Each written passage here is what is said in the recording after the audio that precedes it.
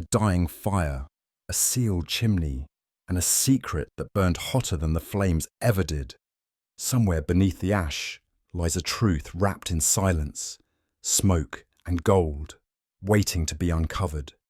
This is not just a tale of deduction, but of devotion, deception, and a legacy nearly lost to time. Before we begin, I'd love to know, where in the world are you listening from, and what time is it for you right now? Let me know in the comments below. Let's begin the story. It was in the crisp fall of 1990, with the smoke of London coiling low against the window panes of Baker Street, that I found my old friend in a curious state of meditation. Sherlock Holmes sat cross-legged upon the carpet, a blackened tray before him, upon which lay a fine scattering of grey ash. He held a small glass lens to his eye, his brows drawn together in that hawk-like focus which heralded the onset of some private obsession.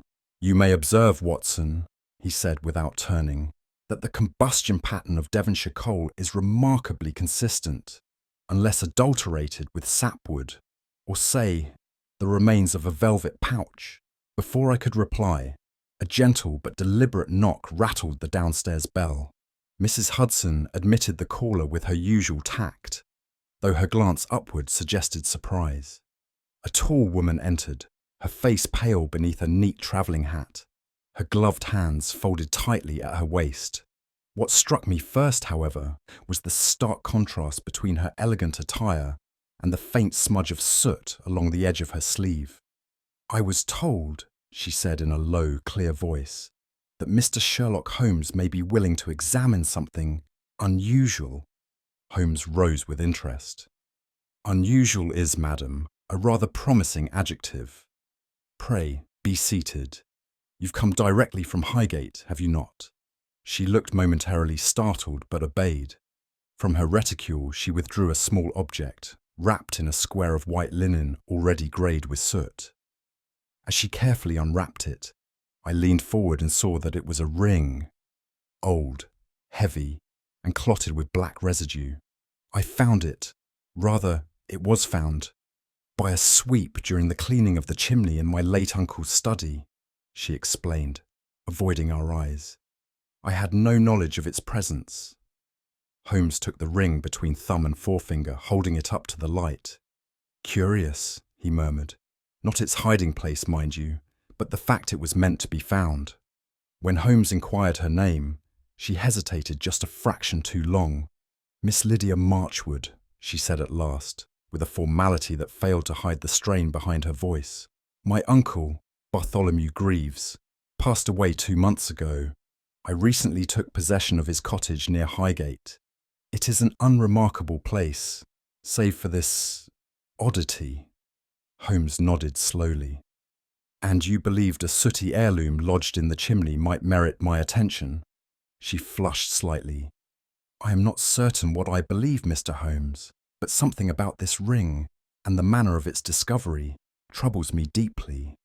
Holmes regarded her steadily, his eyes flickering from the hem of her skirt to the stitching on her gloves, then to the barely perceptible ink spot upon her wrist. He turned the ring over once more, sniffed it, and set it carefully back on the table. "You are right to be troubled," he said calmly, "and doubly right to come here." I was about to inquire what he had deduced, but Holmes silenced me with a barely perceptible shake of the head. "There is more in the ashes than mere soot, Watson. Far more." As Miss Marchwood took her leave, Holmes remained by the fireplace, his long fingers steepled beneath his chin. The faint clatter of the door below signalled her exit. "She is not what she pretends," he said quietly, "but her pretense is not malicious. It is protective." He stirred the ash in the tray once more. "Some fires conceal, others cleanse, but only a rare few," he added, eyes narrowing. "Speak." I knew then that the case had begun, not with the ring, but with the ashes that had once hidden it. "I am called Miss Lydia Marchwood," she said again, her voice clipped now, as though the matter were settled by repetition. Holmes, however, betrayed no reaction beyond the slight lift of one brow and a faint tapping of his long fingers on the armrest. "Miss Marchwood, he repeated gently.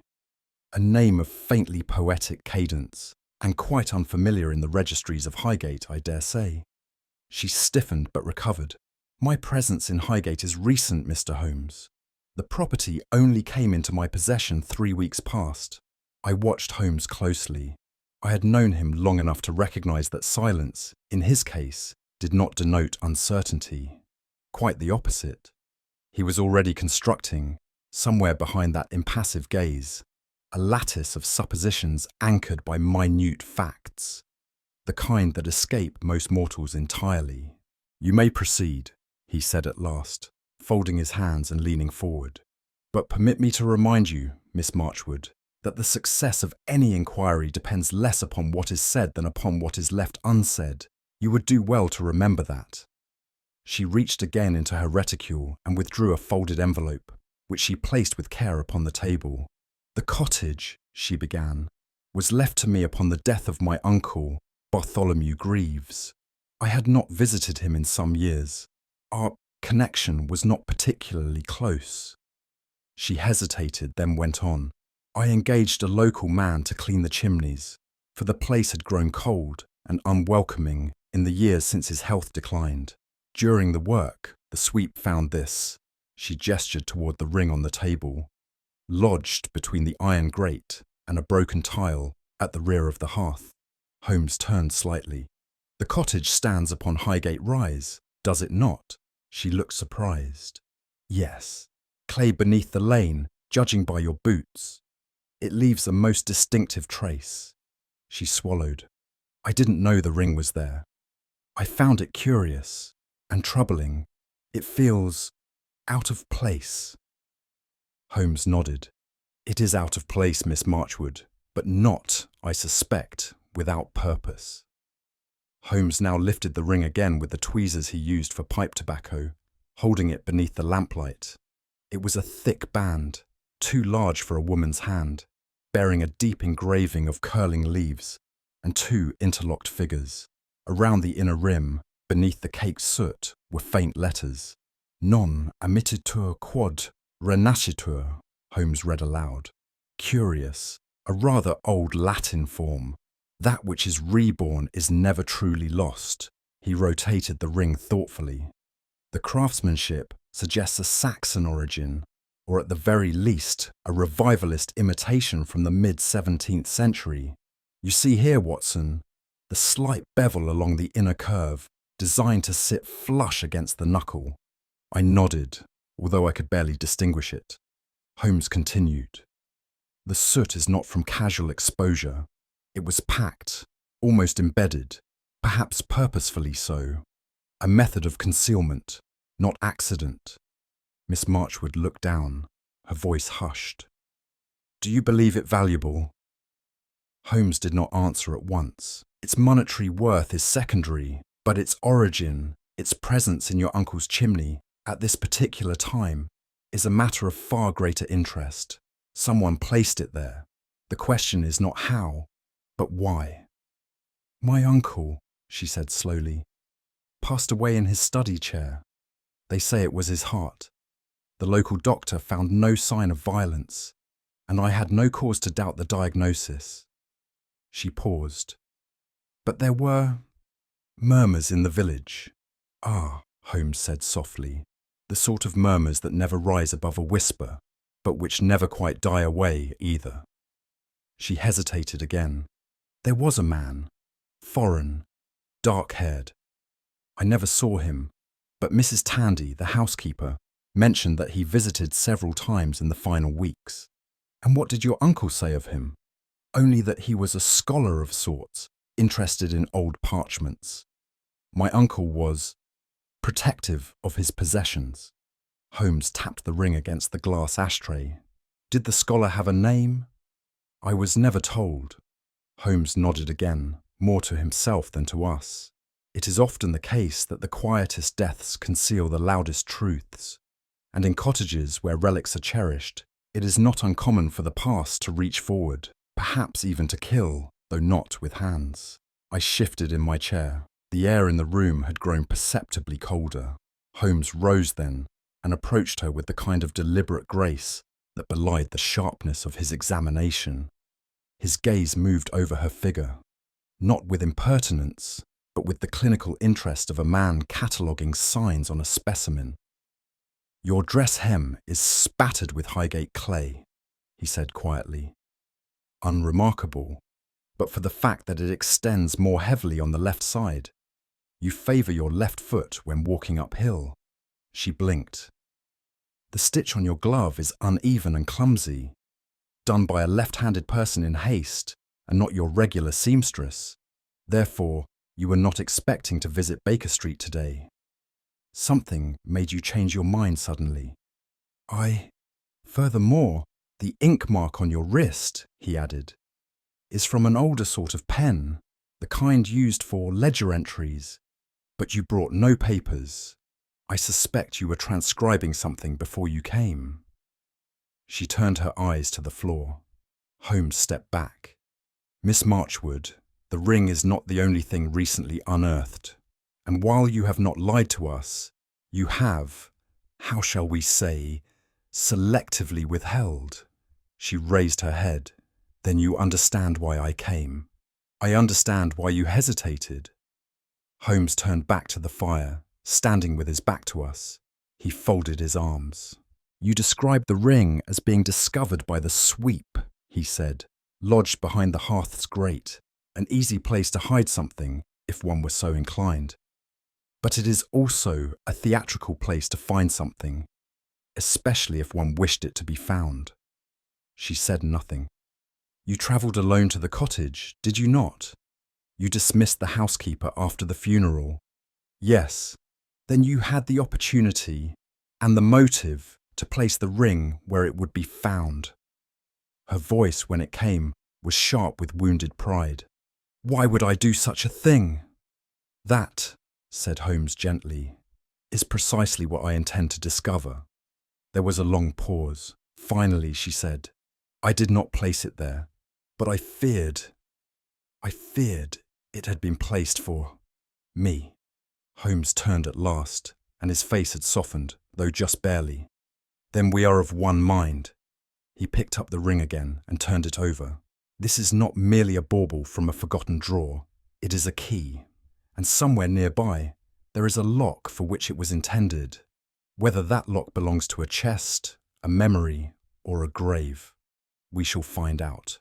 It was 2 days later when Holmes and I made our way to the outskirts of Highgate, trudging beneath the grey sky toward the property known locally as Marchwood Cottage. Its true title, Holmes later informed me, was Bracken Hollow, though the villagers seemed to prefer the more melodious name granted by recent inheritance. The house presented itself as a quiet ruin of the Victorian kind, its stones damp with moss, and its chimney rising like a watchman's silhouette. Ivy clung to its flanks like a secret long kept, and the gravel of the path had long since surrendered to weeds.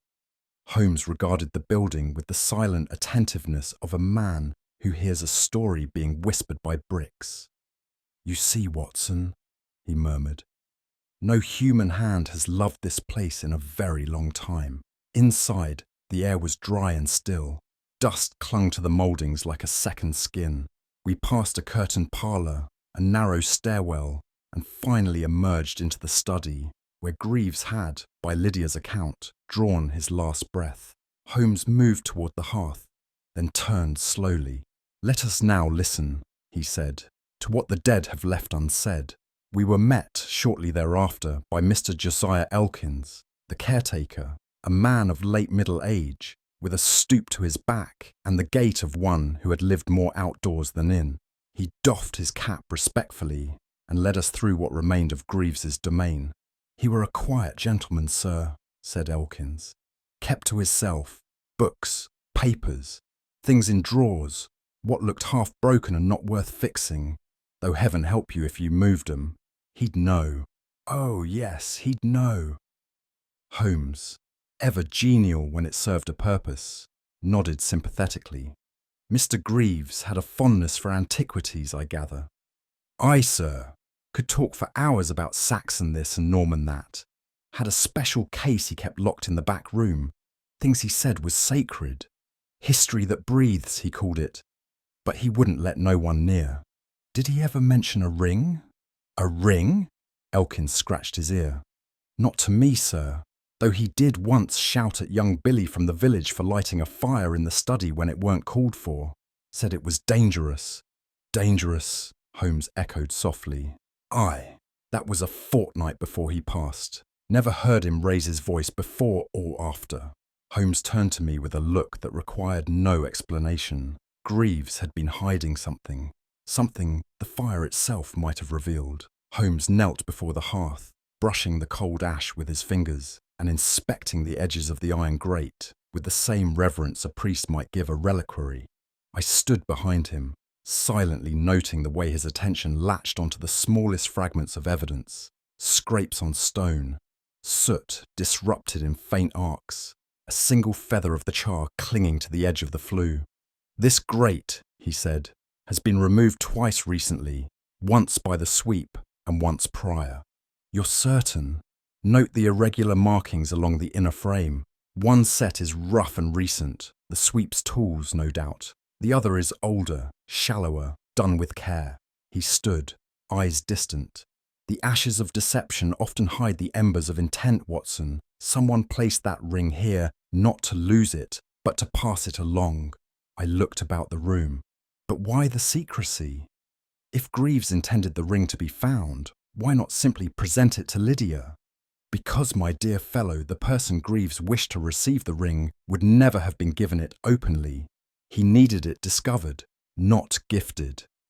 He bent again, extracting from a crack between bricks a half-burned scrap of parchment. One does not store relics in chimneys for sentiment. He meant for this trail to be followed, and now we must see where it leads. Later that afternoon, while Holmes continued his survey indoors, I took it upon myself to make discreet inquiries among the nearby households.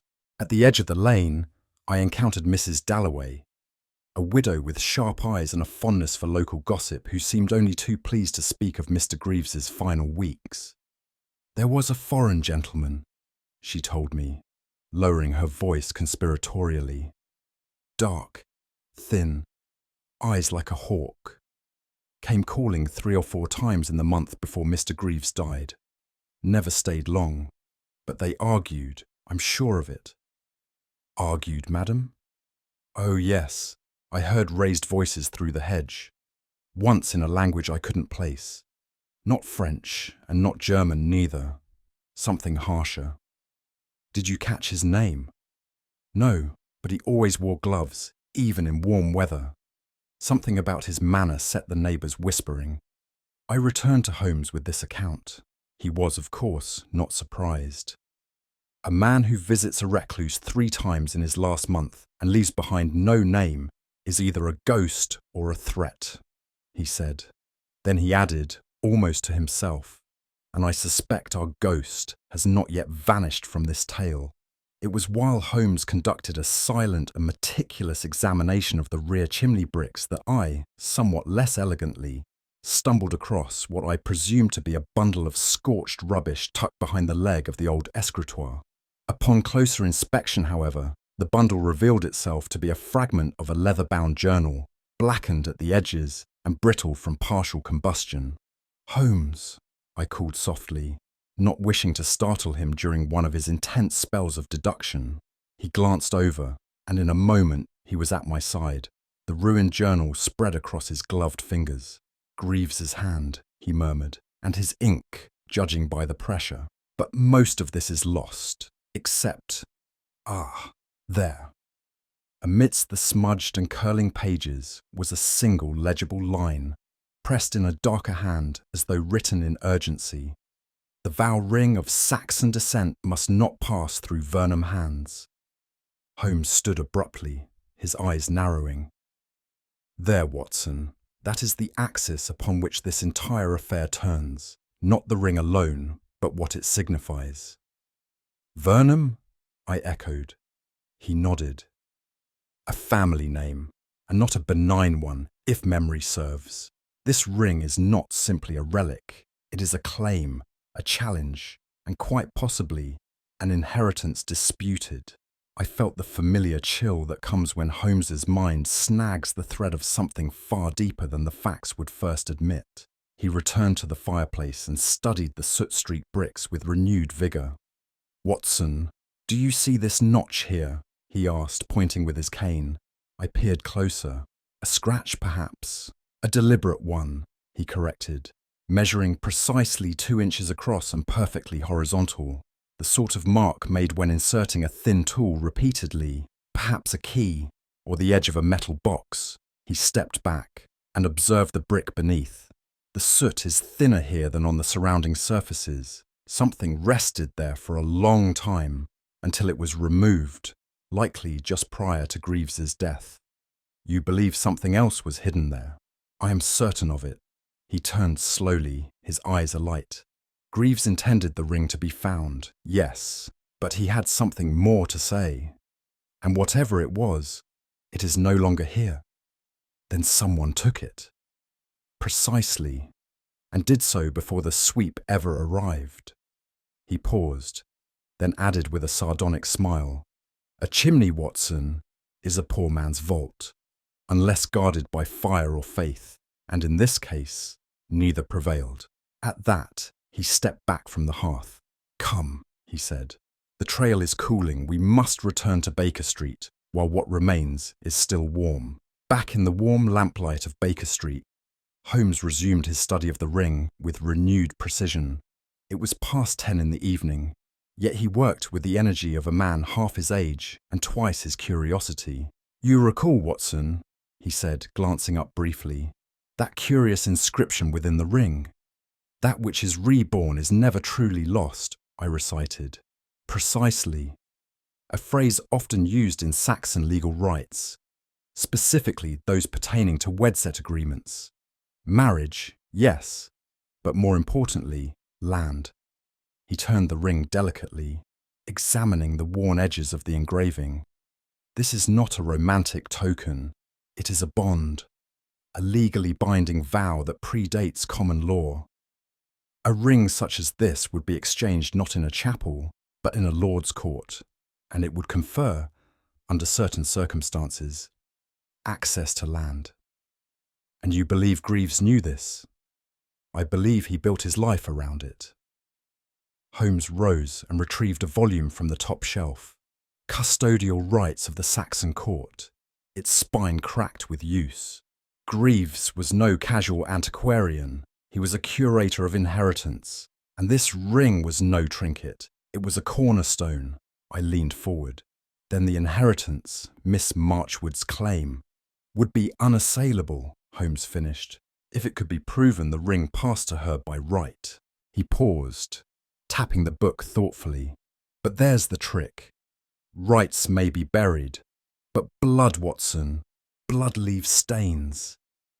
And I suspect this ring marks the bloodline more indelibly than any will ever could." Over the next day, Holmes immersed himself in archival work at the College of Arms and a certain dusty reading room in Lincoln's Inn, to which I, less qualified in feudal nuance, was not invited. He returned that evening with an odd light in his eyes, the unmistakable glint of impending revelation. "The ring," he said, before even removing his coat, "originated from the House of Vernham, a Saxon manor once known as Coldmarch Hall, now long since ruined, burnt to the foundations in 1642 during the early rumblings of the Civil War." "But surely," I objected, "any claim to it would have vanished with the estate." "On the contrary, while the manor may be gone, the land remained, entangled, of course, in quiet disputes, with much of it eventually absorbed by distant relatives under the guise of forgotten titles. And Greaves was of that bloodline," Holmes replied, "but not acknowledged. His claim was incomplete until this ring surfaced, which explains his obsession. He was not merely collecting the past, Watson. He was reconstructing it." I was silent for a moment. "And what of Miss Marchwood?" Holmes gave a small smile. "If her claim is true, she does not inherit a house. She inherits the remains of a centuries-old estate. And someone with much to lose, has made it their business to ensure she never learns that. It was I, not Holmes, who first unearthed the true nature of Lydia Marchwood's connection to Greaves. though I confess it was by accident rather than design. While Holmes pursued parchments in Westminster, I happened upon a faded ledger in the solicitor's office, which had been responsible for executing Greaves's modest will. Among the birth entries and tenant transactions was a single line in Greaves's spidery hand, dated April 1871. Annuity to be quietly reserved in trust for Miss L.A., daughter of B.G. The initials, though cautious, were unmistakable. Greaves had fathered a child, illegitimately, and had left a small fortune secured for her upkeep. The trust had been renewed every 5 years, each time under a different name: Lydia Ambrose, Lydia M., and finally Lydia Marchwood. I confronted Holmes with the entry that evening, and he accepted the revelation with barely a blink. I had my suspicions, he said. The hesitancy, the evasiveness, not of guilt, but of legacy. Lydia is not merely a niece. She is his daughter, concealed by necessity, protected by silence. But why would he go to such lengths? I asked. Because the claim must come through her, Holmes said. He could not secure the estate himself, not without scandal, but through her. If she bore the ring and proof of lineage, it would be irrefutable. And that, my dear Watson, is why someone sent a man to recover or destroy what was hidden in the chimney. He stood, tapping the fireplace mantel. Greaves left no heirs, he said. So they thought.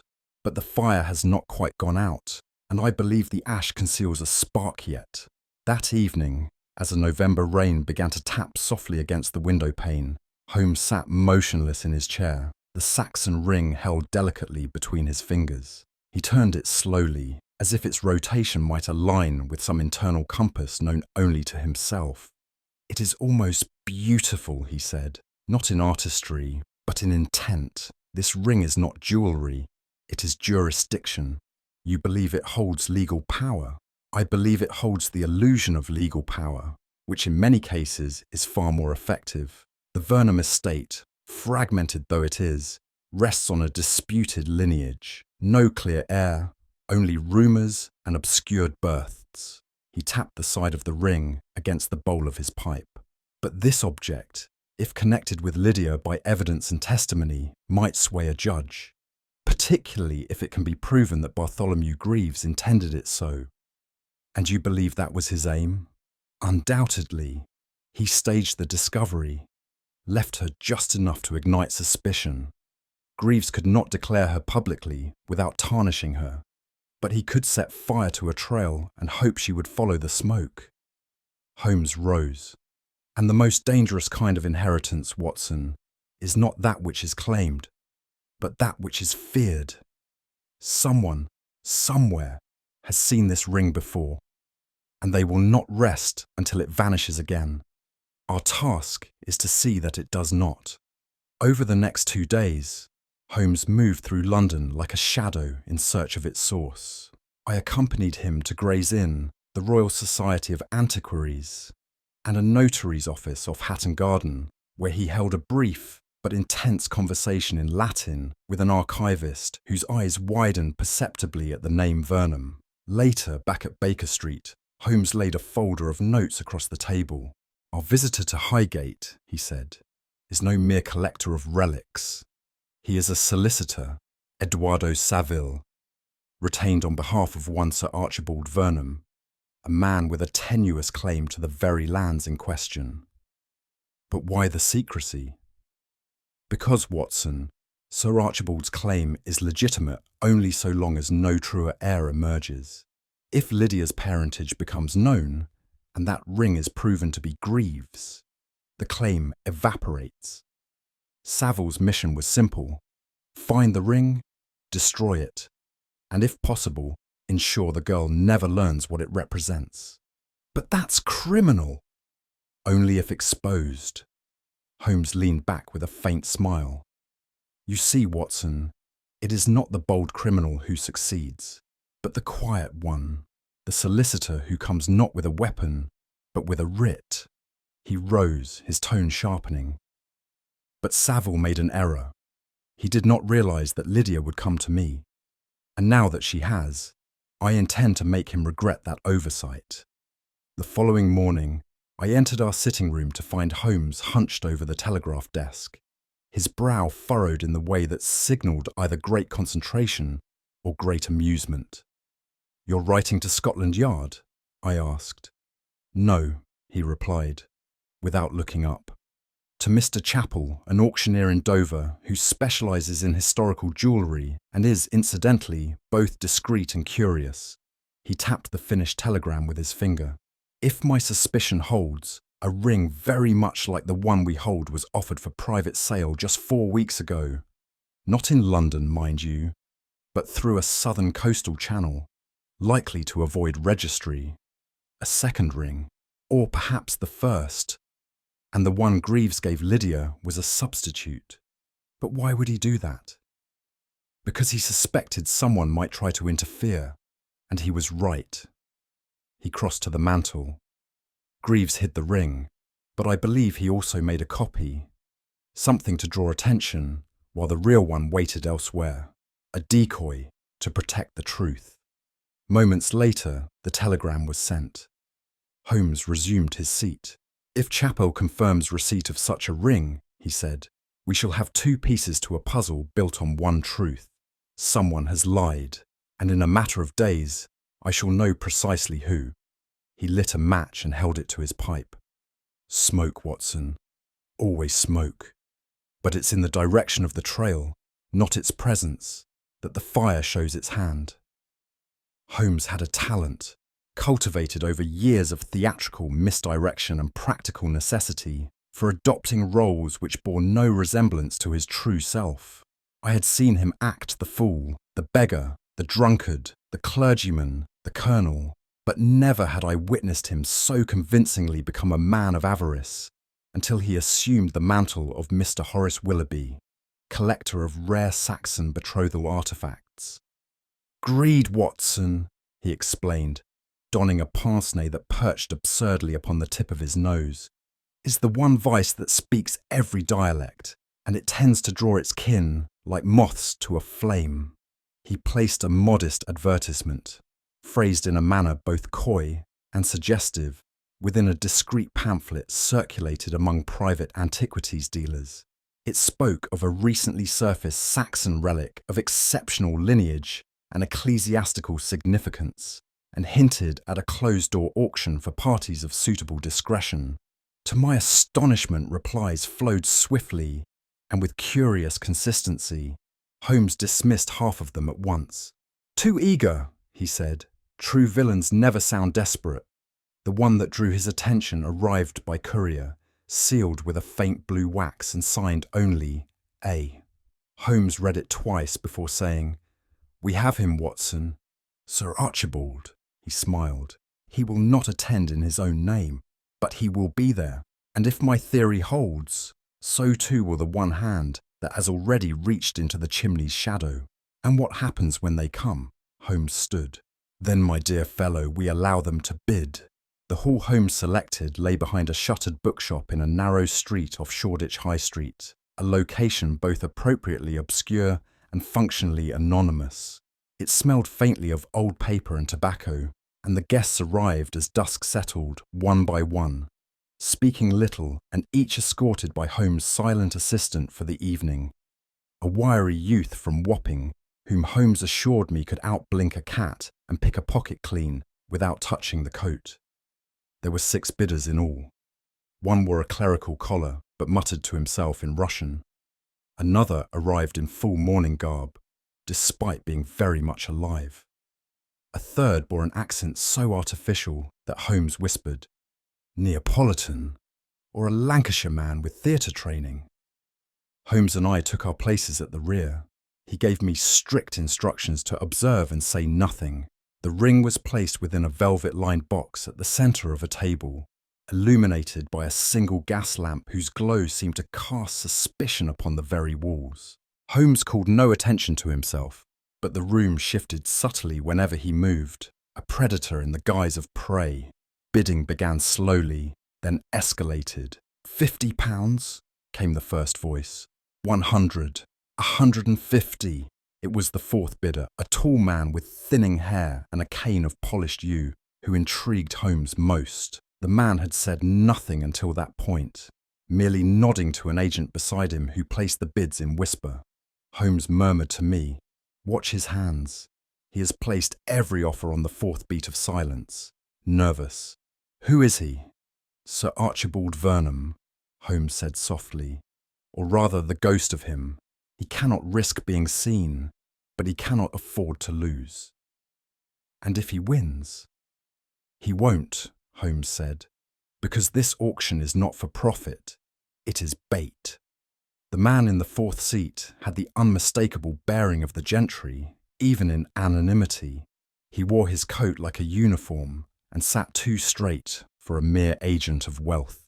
His lips scarcely moved, but his eyes flicked rapidly across the room, taking in faces, postures, absences. Holmes noted this with that peculiar glint in his eye, the one that usually meant he had already deduced the man's tailor, valet, and political affiliations. As the bidding neared £200, the room thinned. The Neapolitan retired with a shrug. The clergyman bowed out with a disappointed sigh. Only the baronet's agent and a sallow-faced woman with a lorgnette remained, the latter visibly sweating with each new bid. Holmes leaned toward me and whispered, "Observe the left cuff. You'll see a trace of powdered lead, sign of antique parchment handling. And his cane, yew polished with beeswax but worn unevenly on the grip. A nervous fidgeter, you mean?" "I mean he is a man used to holding documents and secrets alike. Sir Archibald, as I suspected, can no more part with control than he can admit fear." The agent placed a final bid, £280. Holmes stood, stretching with feigned boredom. "I do believe the game has tilted, Watson." "And what now?" "Now," Holmes said, "we see who blinks when I mention that the ring was recovered, not in an excavation, but in the chimney of a certain cottage known once as Bracken Hollow." The agent stiffened. The baronet turned his head, just slightly, enough for Holmes to nod. He had taken the bait. There was a shuffle behind the velvet partition. Holmes, who had already begun packing his gloves, as if the auction were finished, turned suddenly and stepped into the dim corridor behind the hall. I followed. There, in the half-light, stood the man we had not seen since Highgate, the same gaunt figure Mrs. Dalloway had described, though now dressed in the tidy civility of a solicitor rather than the cloak of a scholar. "Mr. Saville," Holmes said without greeting. The man stiffened. "You mistake me. Eduardo Saville," Holmes continued, "born in Barcelona, educated in Bruges, and presently employed in the legal service of one Sir Archibald Vernon, whose interests align rather narrowly with the vanishing of a certain Saxon ring." The man's lips thinned. "You are mistaken." "Am I?" Holmes stepped closer. "Then you will not object to removing your glove?" Saville said nothing. "Left hand," Holmes added. "Ring finger bears a faint mark, square-edged, not from a wedding band, but a signet, one which matches precisely the wax used in the letter signed A." Saville swallowed. "And your interest in Bartholomew Greaves?" Holmes pressed. "Strictly academic? Or did you visit that study fireplace with other intentions?" I saw the tremor begin in the man's cheek. Holmes spoke again, softer now. "You see, Mr. Saville, you left behind a very telling detail. Soot, embedded in the stitching of your cuff. The same soot from Greaves's hearth. Only one who reached in before the sweep would have gathered it." At that moment, the gaslight flickered. Saville glanced behind him, gauging escape. But Lestrade emerged from the opposite end, expression sharp and not at all surprised. Holmes smiled faintly. "Let us say, Mr. Saville, that the auction is now closed."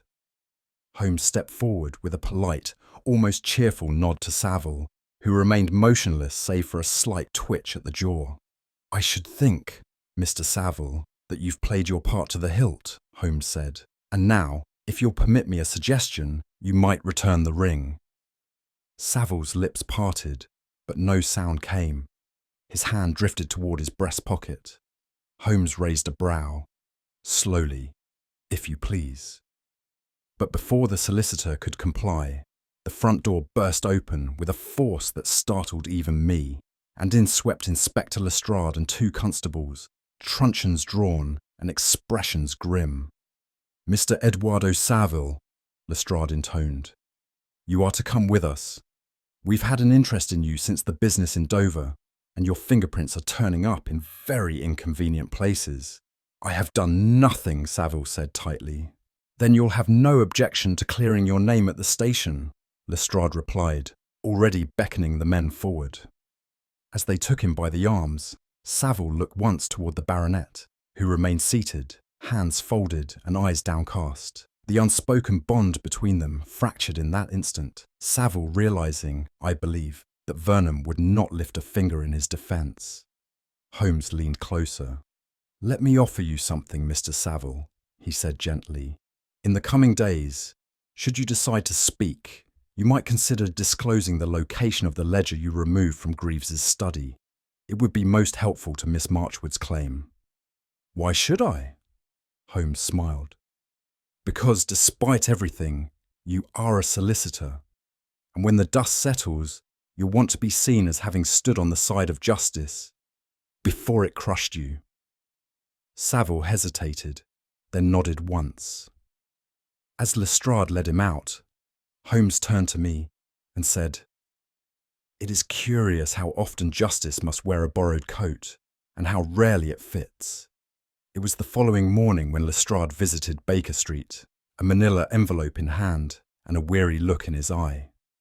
"We've had our chat with Mr. Savile," he said, easing into the armchair, more willing than I expected once it became clear his employer meant to drop him like a hot coal. Holmes raised an eyebrow. He named Sir Archibald.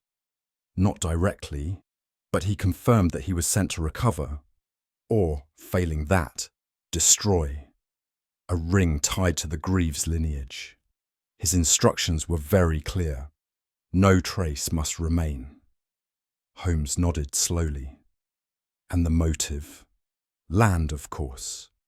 The old Vernham holdings in Surrey, quietly profitable and quietly misappropriated after Coldmarch Hall burned. If Lydia's claim were proven, it would undo 40 years of silent theft." "Savile," I asked, "denied knowledge of the deeper frauds, claimed he was merely following a client's orders." Holmes gave a small dry laugh. "A solicitor's standard defence." Lestrade stood. "There'll be hearings, likely civil suits, but with the ring in our possession and Savile's statement, well, it won't go well for Vernham." As he departed, Holmes lit his pipe. "You see, Watson, some men commit crimes with a pistol, others with a fountain pen. But in either case, the ink tends to blot through." That evening, Holmes invited Miss Marchwood to Baker Street under the pretext of a final update. She arrived, still composed, but clearly wearied by the strain of recent days. Holmes motioned for her to sit, and without ceremony, placed the velvet box before her. "You may open it," he said. Inside lay the ring, the same design, same engraving, same heft. Yet something in its polish, its weight, marked it as truer. She looked up, startled. "But this isn't the same." Holmes smiled. "No, Miss Marchwood. The ring presented at the auction was a decoy, cast from a mould I commissioned, based on the original. I recovered this from a false panel behind your uncle's bookcase 3 days ago. Then the one in the chimney was meant to lure danger. Your uncle feared this would be destroyed. He wanted it hidden until someone trustworthy could protect it." She looked down at the ring again. "And now?" Holmes's voice softened. "Now it must be proven that you are who he believed you to be. The rest is a matter for the courts, and for history." She nodded slowly, tears just behind the eyes. "Thank you, Mr. Holmes." Holmes shook his head. "I merely followed the smoke. It was your uncle who left the fire. It was late in the afternoon, the lamps already glowing beneath a pale winter sky, when Holmes and I returned to Baker Street. The air was thick with the familiar scent of pipe tobacco and damp wool, but there was something else lingering, a satisfaction, not unlike that which follows a successful operation in my former medical days. Holmes had spoken little on the way home, his face composed but distant, his hands folded in thought. At last, as I filled the kettle and drew the blinds, I ventured, "Holmes, I must confess you've left me in the dark on a dozen points. If only for my own sanity, will you now explain how all of this fits together?" He stirred in his chair. "Certainly, Watson, but do sit down. You'll find the explanation duller than the pursuit." I did not believe him. "You recall," he began, "Miss Marchwood's peculiar hesitation in telling us about the ring. That was no mere nervousness. It was instinct. She knew, or at least sensed, that the ring was not just an artifact. It was a signal, a message encoded not in words, but in ashes. Then Greaves meant for it to be found. Precisely. The chimney was no accident. It was theatre, a hiding place loud enough to be noticed, but quiet enough to be deniable. He knew someone would come looking. He hoped it would be me. I nodded slowly. And the ring itself? Holmes smiled faintly. "Ah, that, my dear Watson, was only the beginning." Holmes rose, fetched the wooden box from the mantel, and set it gently between us. Inside lay the true ring, more refined, more aged, more deliberate than the decoy. "This," he said, "is the ring Greaves wanted Lydia to have. But he feared for her safety, and so he left her the copy, enough to awaken curiosity, not enough to invite violence. And he knew someone would come for it." Without doubt, he had been visited by Saville more than once. The man's interest in Greaves's collection was too pointed, and Greaves, clever man, used that interest to build his trap. He left the decoy in the chimney, fully expecting it to draw attention. And the journal? Deliberately damaged, but not destroyed. He left just enough to reveal the truth to someone with the wit to see it. One line, and nothing more. The vow ring of Saxon descent must not pass through Vernham hands. And so, with the ring found, Lydia had cause to seek help. She came to me. Greaves, even in death, guided her footsteps. Holmes paused and gazed at the object between us. The chimney was his smoke signal, primitive but effective. It summoned not firemen, but a detective. I could not help but admire the sheer orchestration. "You make it sound almost noble." "It was," Holmes replied, his voice quieter than usual. "A man whose silence in life had cost him everything, who finally chose to speak through soot and gold. He took the ring and returned it to its box, and in so doing gave his daughter the chance he never had."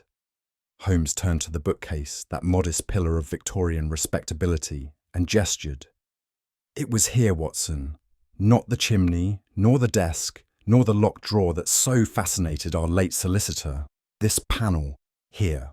I stepped closer. To my eye, it was indistinguishable from the rest, but Holmes reached for a specific volume, Roman Law and Land Disputes, and slid it 2 inches left. There came a faint click. The panel gave way.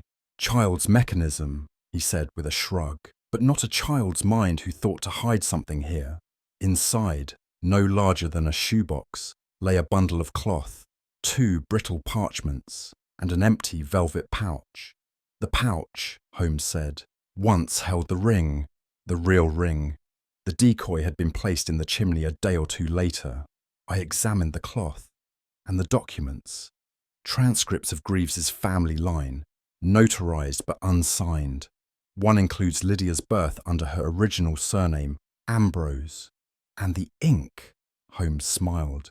"That was your clue, Watson. The blot you saw on Miss Marchwood's wrist, the same composition as these records. She had been examining them earlier that morning, perhaps debating whether to bring them. But why not just show them? Because she feared what they implied. Legitimacy is a fragile thing, Watson, especially when it upends the world of the powerful. She feared the cost. I studied the hidden compartment. So this is where it all was. The ring, the proof, the risk. Holmes nodded. Greaves left everything Lydia needed. All she had to do was trust what she could not see. And in time, she did. He closed the panel and returned the book to its place. Some men write their legacy in ink, others in stone. Greaves? He left his in ash, and it has spoken more clearly than any will could.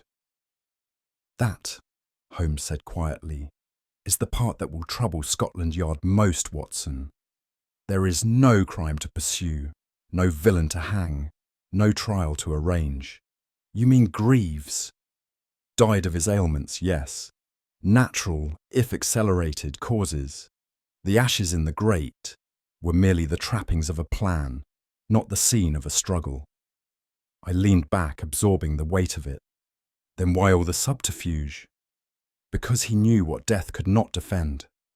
Greaves understood that Lydia's birthright was more fragile than law could protect.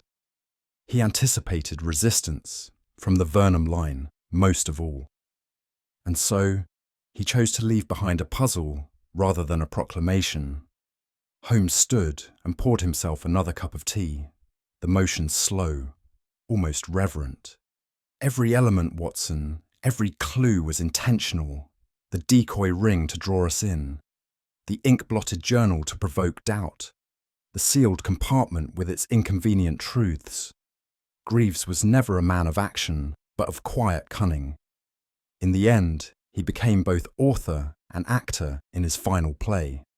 And you, I said, merely turned the pages? Hardly. I was but the reader who caught the margin notes. His modesty rang hollow, of course, as it always did. Yet, in his tone, I detected a rare note of respect for the mind of a dying man who had plotted not vengeance, but restoration. Holmes tapped his fingers against the teacup. A death without murder, a case without culprits, and yet justice all the same. It was never about punishment then, I mused aloud. Only protection. Holmes nodded. Precisely. A puzzle with purpose, Watson, the most elegant kind. It was not until we were seated again, the fire settling into embers, that Holmes at last broached the shadow behind the curtain. The man known to Lydia as Eduardo Saville. He is no true Saville, Holmes said with a faint curl of distaste. His real name is Ernest Vernon, half-brother to the Viscount himself, a solicitor by trade, and a fixer by necessity. I blinked. Then Lydia's fears were well-founded. To a degree, Holmes said. She recognized him as a family emissary, though not his full purpose. He arrived in London not to appraise artifacts, but to destroy them, specifically anything that might connect Lydia to the old Marchwood line. The ring. Just so, with the ring intact and her lineage confirmed, Lydia could contest the ownership of certain estates, lands held now by the Vernons, but tied historically to her father's bloodline. I exhaled. So they sent him to erase the evidence. And had we not intervened, he might have succeeded. But Vernon miscalculated. He underestimated two things: Greaves's foresight and our punctuality. Holmes opened a slim notebook, revealing a copy of the telegram he had received from Dover. The auctioneer confirmed that Saville, or rather Vernon, attempted to sell a second ring 2 days before his visit to Lydia. A forgery easily spotted. When the buyer questioned its authenticity, Saville panicked and withdrew it from the market. A final gambit then. A clumsy one, but it confirms motive and means. Holmes closed the book. The man has since left for France. Scotland Yard is in no hurry to pursue him, nor am I. Our concern was never retribution, it was truth. And with the truth, I said, comes restoration. Holmes looked into the fire, eyes reflecting the faint glow. If only all truths were as receptive to resurrection. The next morning, Holmes summoned Miss Marchwood to Baker Street. She arrived cloaked in grey, her expression unreadable, yet her hands trembled ever so slightly as Holmes produced the true ring. "This," he said, "is yours, by both right and design." She stared at it, then at him. "You found it?" "It was never lost, only waiting to be discovered." Tears welled at the corners of her eyes. "And what shall I do with it?" "That," Holmes replied gently, "is your decision alone. But it will serve you best as a key, not a crown." I watched as she took the ring, not with triumph, but reverence. She did not place it upon her finger, but tucked it within a pouch at her breast where it seemed to rest against her very heart. She looked up. "Dr. Watson, Mr. Holmes, what do I owe you?" Holmes gave a faint smile. "A mystery, well executed, is its own reward. But if you must repay me, do so with silence. Let no solicitor nor journalist know what passed through your hands today." She nodded. "I understand." And as she stepped from the flat, Holmes returned to his chair, filling his pipe. "Well," I said, "another case concluded." "Not a case," he corrected. "A letter written in gold, delivered in ash, and signed with inheritance." He struck a match, lit his pipe, and watched the smoke curl upwards in perfect silence. It was one of those quiet evenings in London where the fog clung low, like the breath of forgotten secrets brushing against the brickwork of Baker Street. Holmes and I had taken to walking, a ritual he indulged in more for the rhythm of thought than the exercise itself. We had not spoken for several minutes. "There is a kind of stillness that follows the solving of a case," I offered, watching the lamplight ripple through the mist, as though the city exhales with us. Holmes gave a faint grunt. "The city, Watson, cares little for our puzzles, but the mind, it abhors a vacuum. You should take note of the restlessness soon to set in." I chuckled. "Even now you're already growing bored." "Boredom," he said, "is the most oppressive criminal of them all." We turned down the final corner toward Baker Street. The gaslight above our window was flickering, and the faint aroma of coal smoke drifted from our sitting room chimney. Inside, I imagined the chairs still warm from Lydia Marchwood's departure, and the empty teacup Holmes had ignored. There are endings that shout. This one did not. It lingered quiet and unspoken, like fog over the city, present but dissolving by degrees. As we stepped inside, I could not help but speak. "There was something noble in it, Holmes. Greaves died with no glory, no acclaim. Yet he orchestrated his daughter's salvation as precisely as any general commands a battle." Holmes removed his gloves and sat. "Nobility is often mistaken for sentimentality, Watson. But in this case, I agree. It was calculated, but not cold." I lowered myself opposite him. He knew he would not live to see her safe. And still, he did not plead with lawyers or trusting cousins. He trusted in logic and in you. Holmes's brow twitched at that, a sign of emotion that would escape all but the most familiar eyes. "There is a strange symmetry in it," I continued, "how gold passed through fire and truth through smoke to bring her justice. A truth carefully obscured, Watson, but yes, revealed not by confession or chance, but by design." He struck a match and lit his pipe. The smoke rose gently, curling toward the darkened ceiling. "She will never know half of what was done for her," I said, "which," Holmes murmured, "is perhaps the surest sign the deed was worth doing." Outside, the fog thickened. Inside, it was silent, save for the ticking of the mantelpiece clock. Holmes sat in his chair, long legs crossed, pipe between his fingers like an artist's brush poised above a blank canvas. "Watson," he said after a while, "I have made my career upon the altar of cold reason, but now and then one must allow the heart a word, so long as it speaks after the evidence." I turned to him, startled by the softness of his tone. "You surprise me, Holmes." That sounded perilously like sentiment. "Don't be absurd. Sentiment is only dangerous when it precedes deduction. Afterward, it is harmless, perhaps even humanizing." He exhaled a trail of smoke, watching it drift and vanish. Fire consumes, but in doing so, it illuminates.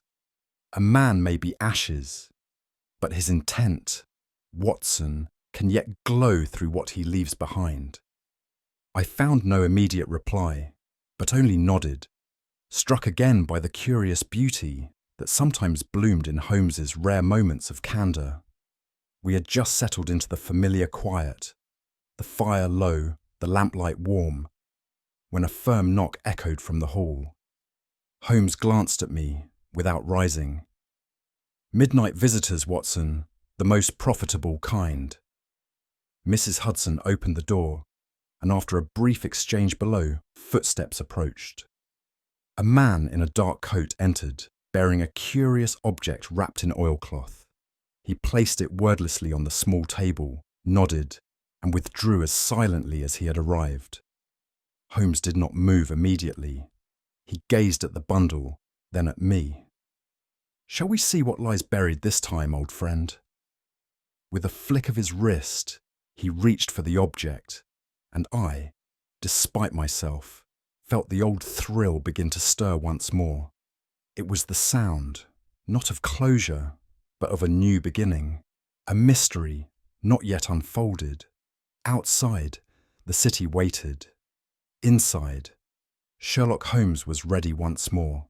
As we sat by the hearth that evening, the grey coils of Holmes's pipe smoke mingled with the last tendrils of the day's mist drifting through the window. "A curious thing, Watson," he said quietly, gazing into the fire. "The law has many blind spots, but the human heart, when properly guided, occasionally sees straighter than any court." I glanced at him.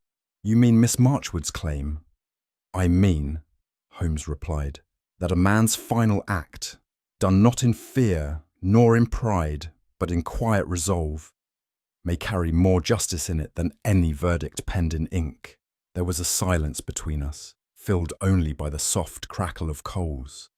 Then Holmes, with a faint smile, added, "You must admit, the chimney was a rather poetic choice, don't you think? What do you think? Was the greatest deception in this case the hidden ring, or the person who pretended not to know its value all along? I'd love to hear your theories. Share them in the comments below.